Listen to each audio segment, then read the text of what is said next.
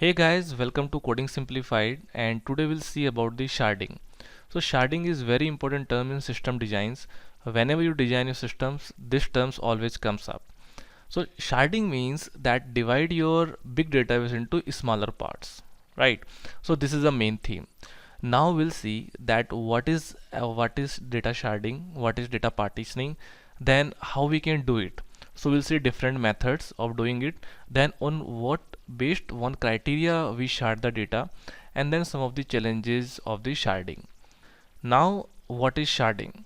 So sharding means to divide your big database into smaller chunks. So let's say if I take example of this image, so what is happening, you have this big data, and now you are dividing this data into smaller chunks, means they are sharded databases, right? So this is your data is in flow, and you are sharding here. So we can call this sharded database as shard as well, like one shard, second shard, right? So this is the main theme of it.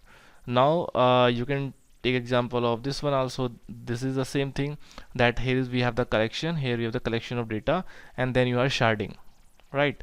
So this is about the that you're breaking your big database into many smaller parts, right? And why we do it?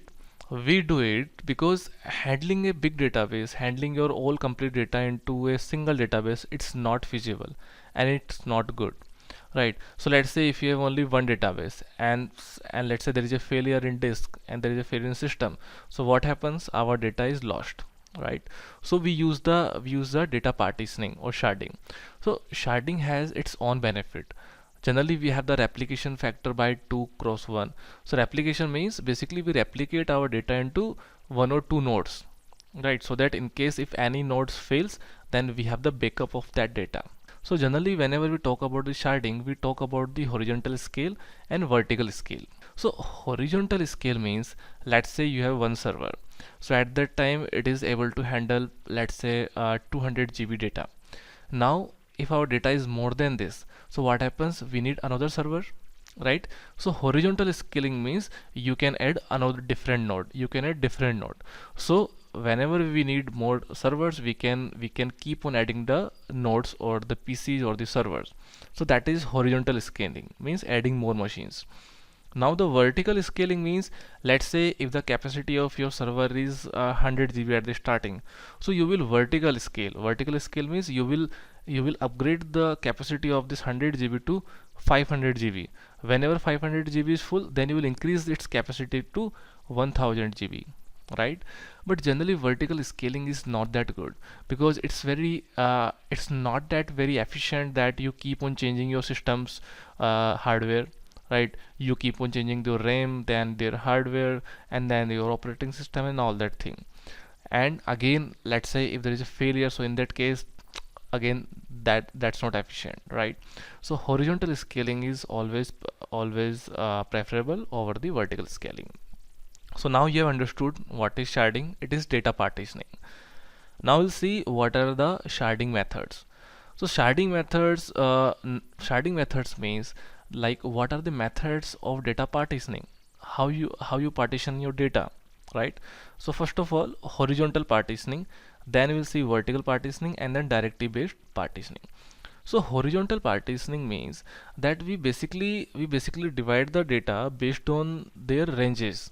So range, let's say if you have a big data, let's say you have the Facebook, and Facebook says, okay, now I will divide, I have 26 character, so I will divide based on the 4 character, that starting the name from this A to D will be put in 1 dB, then from E to another 4 character will put in another dB, then again 444, right? So this is range based, means based on their, like in this case, based on their alphabetically names. Now this range can be based on their pin codes, this range can be based on their numbers, right? So basically according to their ranges we are storing data. So this is horizontal partitioning. Now the problem is with horizontal partitioning is that, let's say if you have the so many names from A to D, and there are less name from AND words which are XYZ, so obviously now there is imbalance, right? From A to D there are so many numbers, and from last 4 characters which are very less numbers. So this is imbalance. So that is why this horizontal partitioning is not that good, right? Now the second, so we'll see that how we can improve that. Now we have the vertical partitioning. So vertical partitioning means what you decide. Let's say you have the five schemas in your DB, and and you made a plan that okay, now I will take one DB for storing the complete user information, and I will take another, and I will take all my location information in another DB. I will take all my photos information in another DB. So basically for each feature you are storing a different DB, right? So this is your one thing. So this is vertical partitioning, means one feature in one DB. But again, this is not good. So let's say if one feature has the less data and another feature has the more data, so in that case again there is an imbalance, right? So this is again not that good partitioning. Now the another partitioning, we have the directory based partitioning. So directory means what happens, let's say if we have the big data and let's say there are 1 lakh lines. Now in let's say 1 million lines. Now you are dividing 1 million lives, and for against the each row you are printing that this row is in which DB. So against every row you are putting the DB number, like this is in DB1, this is in DB means your machines, basically you can say they are servers. So means this data is in this server, this data in this DB, right? So this is directory based. So directory based means each row has its DB number. Now here it comes that on what actual criteria we divide the data, right? These are the criterias. So now one is hash mapped. So this hash based is the most used sharding criteria. On this basis we shard the data. So sharding, like we choose any entity in the DB. So let's say if entity can be their IDs, entity can be their name, or like any field name, right? So we basically hash that entity. So I will again tell in details that what is hashing, but for now, so hashing basically what it does, based on that entity value it generates the hash code, and then it assign the value in the hash table. So basically our hash table contains all the DBs. So now it will assign, okay, that based on this value I have assigned this hash code, so it should go in that DB. It knows in the hash mapping algorithm that where it is redirecting. So while retrieving also we know, okay, that this is in which DB, right? So this is very efficient algorithm. We can use the consistent hashing for it, which is again very good hashing algorithm to implement this. So now second is list partitioning. List partitioning means now based on the list we can divide the data into DBs. So for one list I can have 1 DB, for another list I can have 1 DB.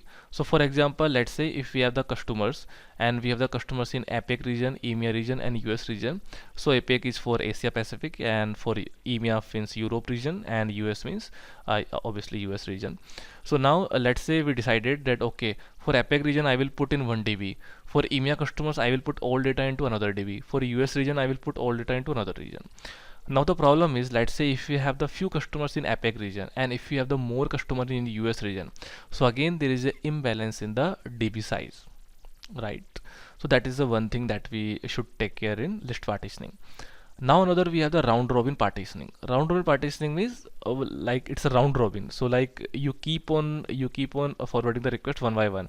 So like one request, 1 DB, then second data into another DB, then third DB, fourth DB, fifth DB, right? So this is a round robin.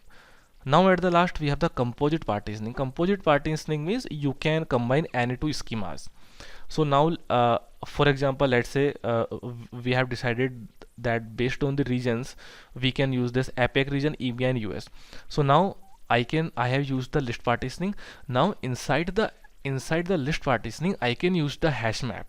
So let's say if I have the so many customers in US, so again in the US region I can divide based on the hash map.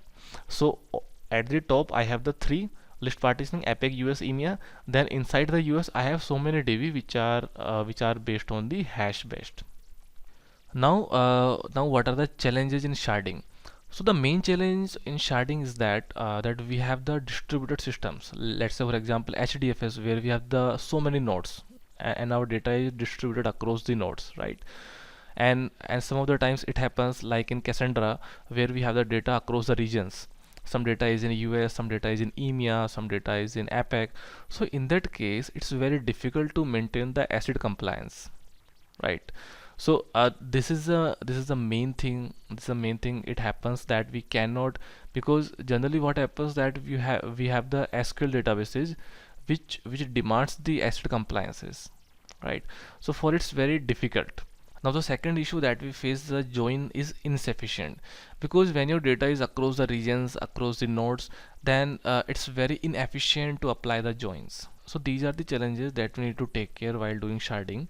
But the point is that nowadays when we have the distributed systems, when we have the data across the region, so we can trade off between these challenges. So like when we are using NoSQL databases, so it's fine that if even if we don't care about the ACID compliances, right? So that's it guys for this video. We have covered what is sharding, then we saw what are the sharding methods, then the sharding criteria, and at the last we saw the sharding challenges. So that's it. If you have any doubts, please write in the comment section and I would try to answer that. So that's it guys, and if you have liked the video, please subscribe the channel and like the video. Thank you.